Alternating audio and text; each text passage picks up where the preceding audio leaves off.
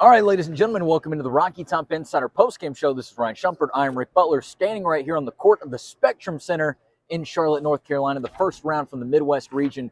2-seed Tennessee defeats 15-seed St. Peter's by a score of 83-49. Ryan, Tennessee absolutely, to put it in layman's terms, they kind of obliterated St. Peter's in this game. This was not a Cinderella story with another chapter to write. Tennessee came out and handled business, which was most important to see. After the loss to Kentucky in the regular season, the loss to Mississippi State in the tournament, Tennessee sort of silenced those doubts with a big-time performance, at least some of them, with a big-time performance here tonight. Yeah, at least they just came out sharp and got up 10-5, and then I think from there it was like a 19-2 run. So it was like 29-7 by the time you snapped, and the game was over 10 minutes in. So Tennessee, we've talked about it a lot. In a lot of these games they played poorly. They started slow. They came out really fast in this game. And like you said, they left no doubt. They made it clear that there was going to be no upset, and I think that was key and kind of allowed them to really did it with defense, did some good things offensively, but with defense was stout early. That kind of allowed them to loosen up, and they played free, and they earned as easy as an NCAA tournament victory will ever be. Yeah, and I thought that you had a great line in our group text just saying, hey, a drama-free NCAA tournament win is not something that's always easy to come by. And again, it's a first-round game. Tennessee's going to come back for a big game versus 7-seed versus 7-seed Texas on Saturday. But nonetheless, a big win is something to carry forward going on. You talked about the beginning of the game. I thought that one of the most important aspects of the beginning of the game, and I know this is something we've clearly talked about throughout the long regular season so far, but Jonas Aidoo coming out aggressively to start the game. He knocks down a couple shots. I want to say he only had about 5 points in that Mississippi State loss. We know that in a lot of ways, Jonas Aidoo is Tennessee's X factor. Yeah, he is, and just the aggression and the way he played early, I thought was big.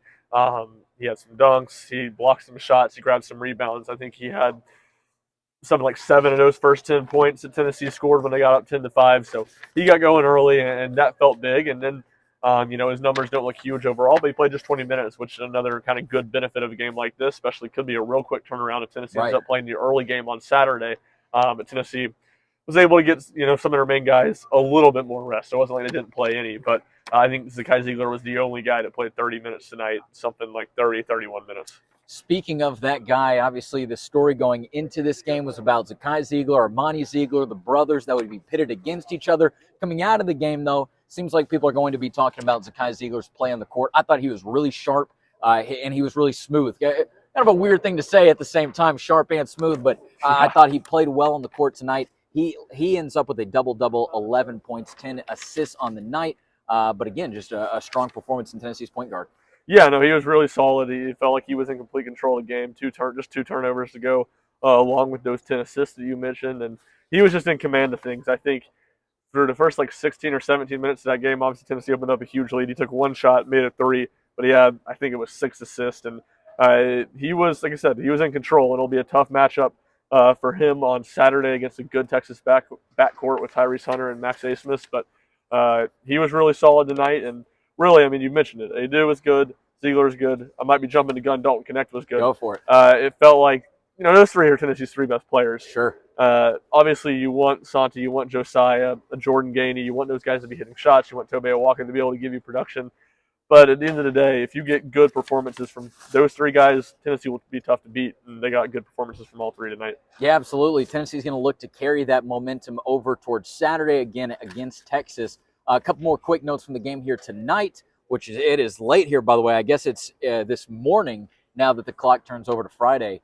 Tobe Awaka, he was questionable at the start of the second half with a right leg injury. He did make his way back into the game. Rick Barnes talked about it after the game. He said that he kind of thinks it's no big deal, just sort of one of those things that happens during the game. So Tobe Awaka goes out, but then he comes back. Santiago Vesy knocks down 2 3-pointers. We didn't pull up the stats. There were a lot going on in the game, but it feels like his first points in a couple of games. So maybe that's the start of something here for Santiago Vesy.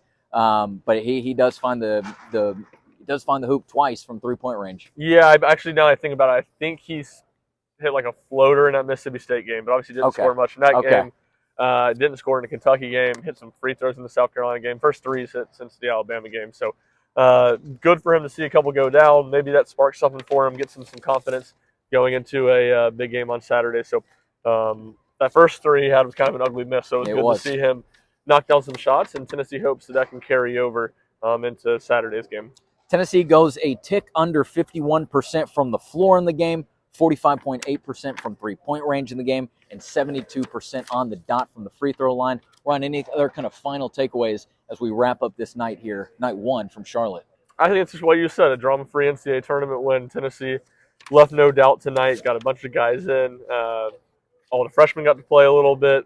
Colin Coyne, Grant Hurst, 2 walk-ons got to play the last few minutes. So Tennessee takes care of business, and now all eyes turn to Saturday and the Rick Barnes Bowl. There you go, the Rick Barnes Bowl. He was certainly asked about it during his post-game press conference, which you can go and find over at the Rocky Top Insider YouTube account. It might take a bit for it to come up if you're one of the quick folks to the video, but it will certainly be up there at some point here soon.